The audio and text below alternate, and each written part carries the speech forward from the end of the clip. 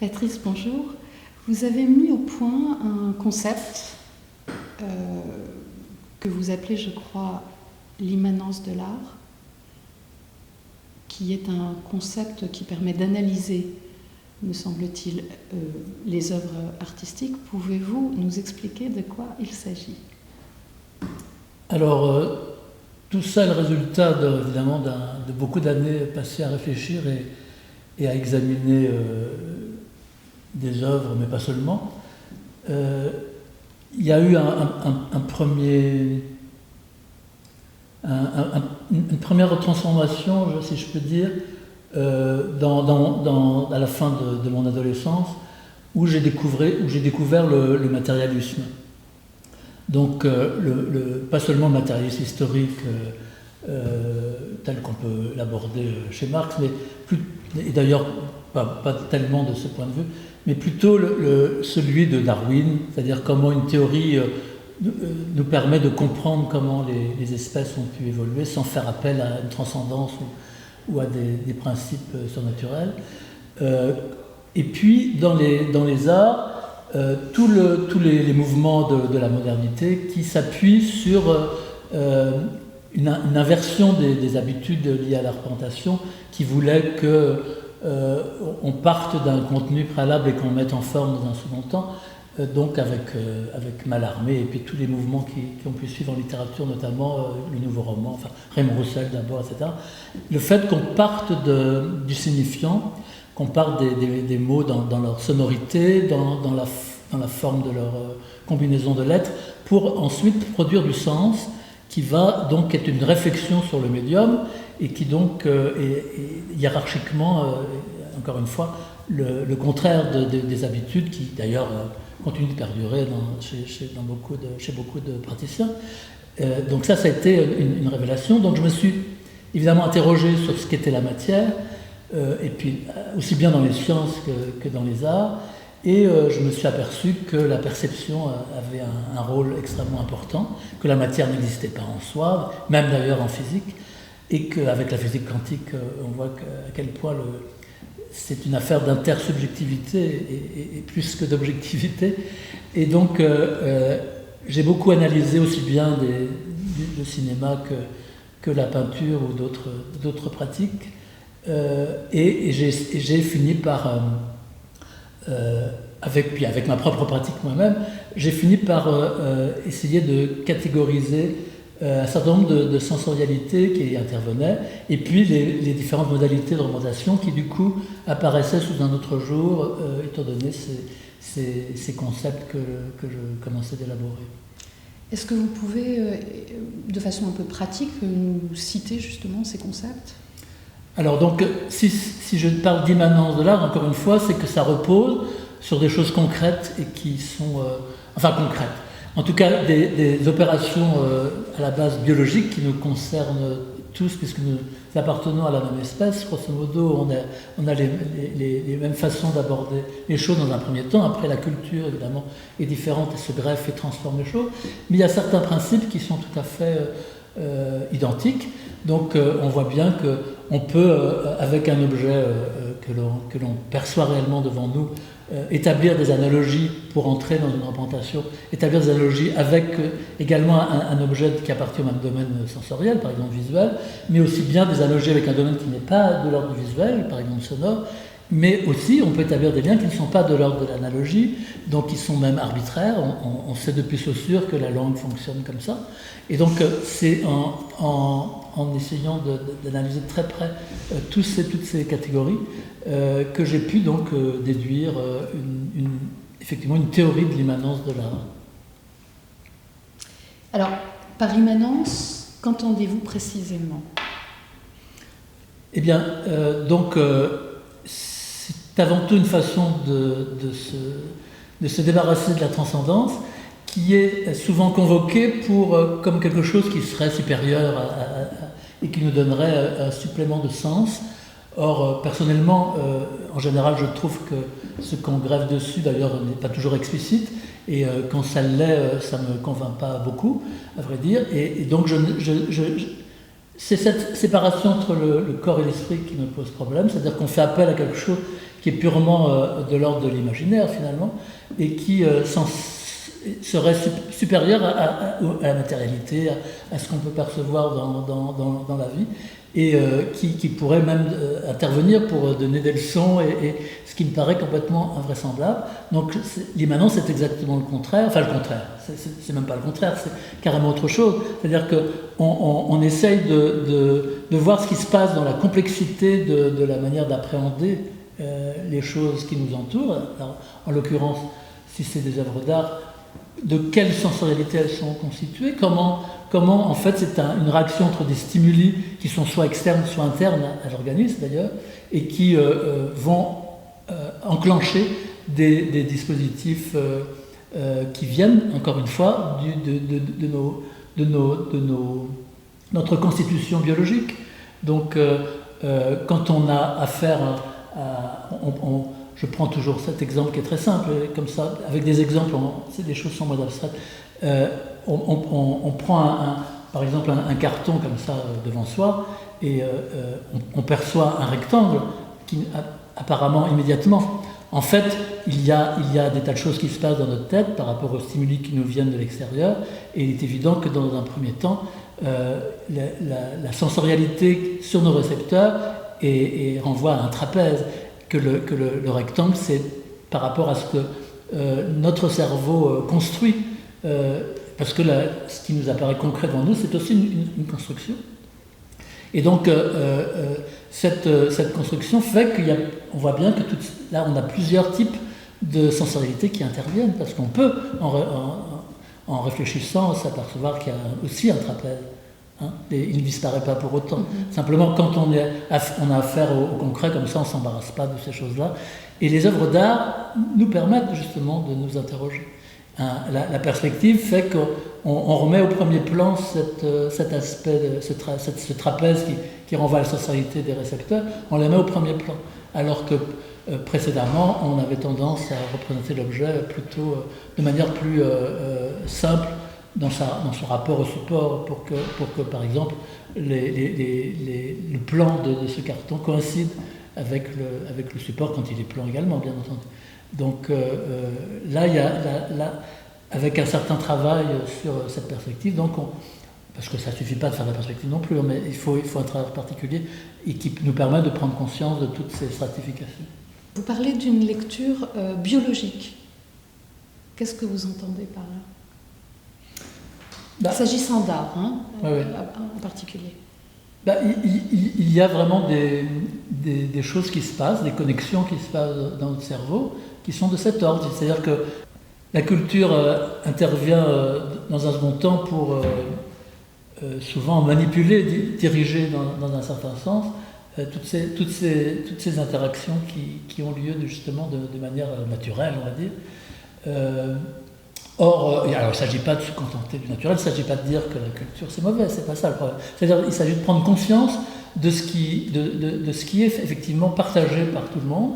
C'est très important pour plein de raisons, mais c'est aussi pour nous montrer qu'on a une base commune très importante et qui nous permet de communiquer. Quand on regarde les peintures de Lascaux qui ont 15 000 ans, ou Chauvet qui en a 30 000, il y a plein. Alors bien sûr qu'il y a aussi des carrés, des formes qui relèvent, semble-t-il, du symbolique et dont on ne comprendra jamais les raisons, mais la partie analogique fait appel au même mécanisme qu'aujourd'hui, c'est-à-dire qu'ils avaient le même cerveau qu'aujourd'hui. Ce qui a changé, les transformations se font sur des temps beaucoup plus longs finalement, et ce qui se modifie, c'est la culture. Or, nous naissons, ça aussi c'est une des découvertes que l'on a faites grâce à Darwin, nous naissons tous vierges de toute culture, en fait, puisqu'il n'y a pas d'hérédité des caractères acquis. La sélection naturelle s'effectuant sur des centaines de milliers d'années, finalement. Donc, comme il n'y a pas d'hérédité des caractères acquis, c'est-à-dire que ce qui se passe dans notre vie ne va pas transformer nos gènes, et donc ils ne vont pas être transmis aux descendants. Donc, ça veut dire qu'à chaque fois, finalement, on repart à zéro. C'est-à-dire qu'on hérite que de ce qu'on avait déjà, enfin, à part évidemment tout un tas de petites différences physiques qui font que chaque individu est différent, mais dans les grandes lignes, on hérite des caractéristiques qui existaient déjà à l'âme des cavernes. Donc, grosso modo. Donc, c'est très important. Donc, ça veut dire qu'on peut tous partir de cette base commune. Et ensuite, évidemment, complexifier les choses par rapport aux différentes cultures. Et là, il y a besoin d'un savoir supplémentaire. Mais même d'ailleurs, pour bien comprendre ce qui se passe au niveau biologique, il faut une connaissance, bien entendu. Ça, on ne découvre pas. Enfin, je veux dire, c'est pas parce qu'on se sert de tout ça naturellement qu'on en prend conscience. La conscience, c'était notre paire de manches. Mais simplement, la culture dont je parle, elle fait que renforcer ce qui est à la disposition de tout le monde, dont tout le monde se sert. C'est pas une culture qui va directement nous mettre dans des symboles ou des choses qui ne sont pas communicables d'emblée.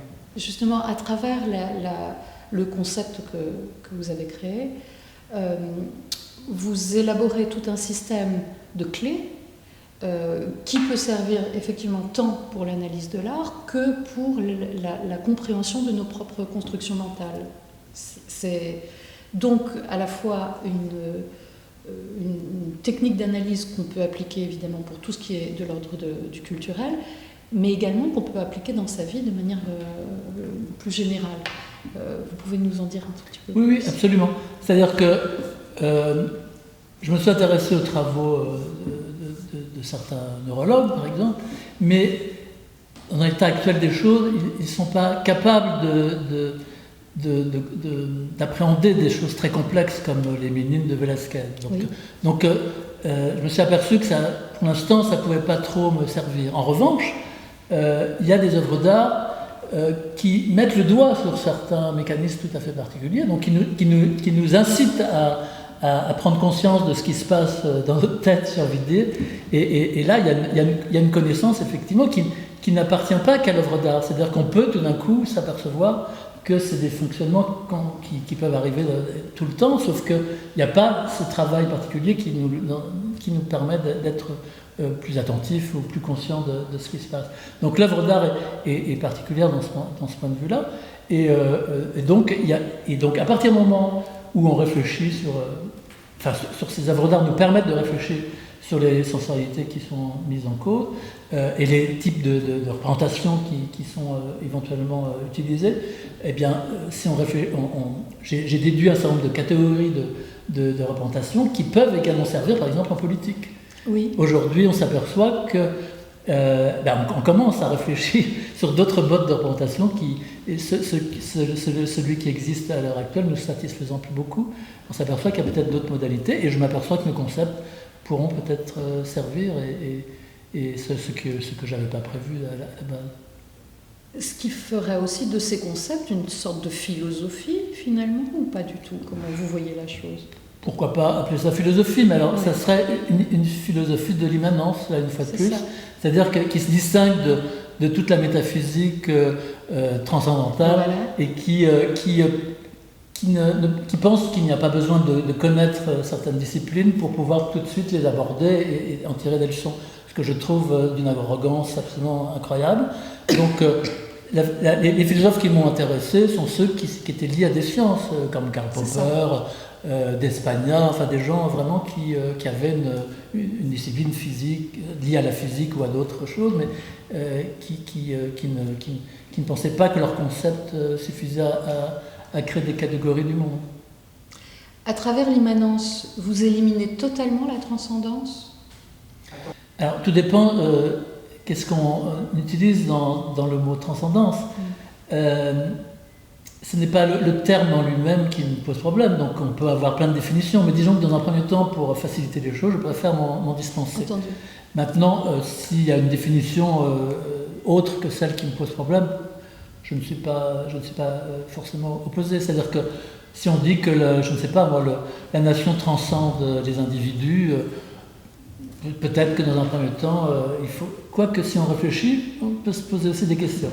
Et que s'il y a un type de notion qui pose problème, c'est justement peut-être parce qu'elle transcende et qu'elle n'est peut-être pas assez liée de manière immanente aux individus. Donc pour l'instant, je préfère m'en passer, effectivement, parce que c'est encore une fois un détachement entre le corps et l'esprit, et je préfère les rattacher le plus possible et partir des choses physiques, corporelles, celles qui viennent du monde, et puis en déduire dans un second temps des concepts, mais pas le contraire. Et la transcendance impose des concepts sur le monde et pense le penser, enfin croit le penser alors que ça ne s'appuie pas toujours sur des faits. Donc je ne sais pas, moi je vois des philosophes ou prétendus philosophes, je ne vais pas les citer, qui s'interrogent sur l'image aujourd'hui en disant oui, notre société est abîmée parce que on est dans une société de l'image. Enfin, et donc c'est plus le langage, c'est plus la littérature qui compte, etc. Mais qu'est-ce qu'on entend par l'image? Enfin, je veux dire, c'est un concept là philosophique abstrait qui n'a aucun sens. C'est-à-dire? C'est-à-dire que si on prend dans sa généralité, ça ne veut rien dire. Qu'est-ce que ça veut dire l'image? Qu'ils attaquent l'image telle qu'elle est utilisée à la télévision, je ne sais pas, dans certains médias. Précisément. Exactement, qu'on précise des choses, mais l'image en général, je ne vois pas pourquoi elle serait pire ou meilleure. Ça veut dire qu'ils n'ont aucune connaissance de la complexité de certaines images, sinon ils n'auraient pas de tels propos. Donc je pense que, n'ayant pas vraiment abordé les images, ils pensent qu'elles sont néfastes parce que finalement, je pense qu'ils sont comme tout le monde, ils doivent connaître que le pire de ce qu'on peut faire. Donc là, c'est un problème. Alors voilà, pas ce genre de généralité qui ne repose pas sur une connaissance des faits, et en l'occurrence une complexité, une réflexion qui peut être extrêmement importante en travaillant l'image. Oui, justement, c'est très... ce travail que vous avez fait d'analyse de l'art et d'analyse au sens large, bon, est-ce que l'immanence telle que vous la concevez interdit une vie spirituelle ou pas? Là aussi, tout dépend. Je suis embêté parce que j'aimerais bien utiliser le mot spiritualité dans le sens où il renvoie à l'esprit. Oui. Et si l'esprit, c'est une manière de penser le cerveau dans sa complexité, pourquoi pas? Simplement, ce mot a été confisqué par la religion, par tout un tas de choses qui me posent problème. Donc, je pense qu'il y a une autre façon d'aborder l'esprit, encore une fois, qui ne soit pas détaché du corps. L'esprit, pour moi, est une forme particulière du corps, et rien d'autre. Donc, il y a des choses très différentes avec les choses palpables, mais à la base, ils sont faits des mêmes constituants. Du coup, la religion, vous la placez où? Nulle part. Nulle part. Nulle part. Ah non, elle nous pose plus de problèmes qu'autre chose, je pense que ça serait bien mais on est obligé souvent de répondre à certaines questions parce que certains s'en posent, mais personnellement, elle n'a plus aucune place dans ma vie. Aucune. Néanmoins, c'est vrai qu'on a dans l'histoire de l'art beaucoup de références au divin. Alors, absolument. Alors ça, c'est très bien de dire ça, parce que justement, quand je dis aucune, je ne veux pas dire au niveau culturel. C'est-à-dire que si je m'intéresse à des tableaux de la Renaissance ou de l'époque baroque, dans lesquels il peut y avoir des Christ, des Vierges, enfin, mais donc il est nécessaire parfois de connaître évidemment la nature de ces personnages, mais pour moi, je les aborde comme une fiction, comme une mythologie, disons. Ils n'ont pas plus de poids que lorsqu'on représente Vénus ou je ne sais quel, ou un centaure. Enfin, oui, il y a une connaissance à avoir de cette culture, mais c'est pas pour autant qu'on adhère ou qu'on croit aux personnages qui sont représentés. C'est davantage le savoir par rapport à la croyance. Voilà. Et qui peut être très important, pas seulement parce que ça fait partie de notre culture, mais parce que le peintre s'en est servi au niveau... Alors là on entrerait dans la complexité d'une fiction, mais il s'en servirait par rapport justement à la manière dont il a représenté les choses, et qui peut être très intéressant. Par exemple, le Christ en peinture pourquoi il a eu beaucoup de succès? C'est parce qu'en fait, il y a un personnage qui est à la fois un dieu et qui est incarné. Et ça, c'est donc des problématiques tout à fait passionnantes en peinture. Ils sont d'une certaine façon obligés de l'incarner, de le représenter comme quelque chose de sensible, et en même temps ils veulent y mettre d'autres choses, mais d'une autre nature, plus surnaturelle. Mais le fait qu'il soit quelqu'un aussi de sensible est du coup très important et peut rendre l'analyse de la peinture passionnante. Alors justement, concernant l'analyse de la peinture, comment fait-on pratiquement pour aborder la peinture de manière organique, naturelle, biologique. Comment vous faites? Alors, de manière générale, c'est un peu compliqué, mais c'est plus facile quand on prend un... Je dis la peinture, mais... Oui. Ben, j'applique ça à peu près à tout. Ce qui m'intéresse, et que j'ai d'ailleurs moi-même souvent pratiqué. Mais j'aime pas trop les généralités. Donc, alors, effectivement, les concepts permettent de généraliser, mais à partir d'années d'analyse, d'expérience, de choses, c'est pas... Ils sont vraiment construits petit à petit. Alors, les choses évidemment sont différentes selon la période, la culture, etc. Parce que il faut d'une certaine façon se débarrasser de tout ça pour pouvoir l'aborder justement dans ce qui se passe de commun dans un premier temps. D'accord. Et donc, il faut essayer de voir qu'est-ce qui a été spécifiquement privilégié par un peintre dans une peinture. Quelqu'un comme Frans Hals, par exemple, expose pour la première fois la touche de la peinture, oui. qui n'est plus entièrement assujettie aux objets, aux personnages représentés, qui se révèle en tant que tel, alors de manière plus ou moins importante selon les tableaux, mais là on voit bien qu'il se passe quelque chose. Alors soit on se dit bon ben je sais pas, c'est un tableau qui n'est pas achevé et on n'en déduit pas autre chose, soit on se dit mais là il se passe quelque chose de tout à fait inhabituel qui nous oblige justement à penser les différents plans de la structure de la toile qui est devant nous. Et analyser sur un autre plan les touches de peinture et ce qu'elles représentent, et les formes qui sont plus ou moins en adéquation, et regarder précisément si avec telle touche, eh bien, elle entre en accord avec l'aspect, la partie de l'objet représenté, ou au contraire, qu'elles sont différenciées. Et chez Frans Hals, c'est très incroyable, parce que si on se concentre sur un détail, on ne sait absolument pas parfois ce qui est représenté du tout. Oui. À la fin de sa vie notamment. Oui. Et puis c'est le contexte qui fait qu'on peut en déduire des choses plus précises au niveau de l'argumentation. En parallèle de vos œuvres de plasticien, vous signez également un premier roman qui s'appelle « Dans la boucle imparfaite ». Qu'est-ce que cette boucle imparfaite? Alors, c'est arrivé dans des circonstances que je ne peux pas développer, parce que ça serait un peu long, mais à un moment où, ayant travaillé les particularités des mots, des lettres avec mes répliques dans mes œuvres d'art plastique, qui réfléchissent sur l'appréhension sensorielle, les modalités de représentation, j'avais envie d'approcher. J'avais déjà. J'ai beaucoup écrit de théorie. J'avais déjà fait un livre qui utilisait les spécificités physiques du volume, permettant avec des feuilles en calque de lire sur 3 pages en même temps, ligne par ligne ou colonne par colonne, enfin des combinaisons assez complexes. Finalement, il y a une nécessité qui s'est manifestée et qui m'a conduit à vraiment prendre à bras-le-corps la fiction en littérature. Et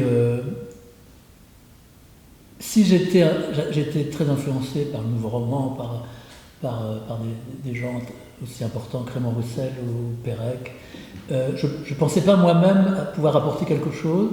Ce que je disais me contentait.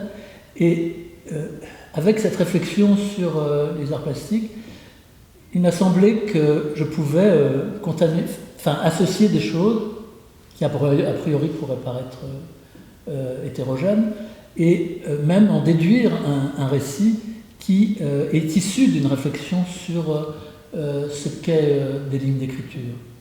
Donc, j'ai entamé les premières pages en essayant de déduire à chaque fois les référents de ma manière de percevoir ces lignes d'écriture sur la page, qui par analogie créent donc des référents particuliers.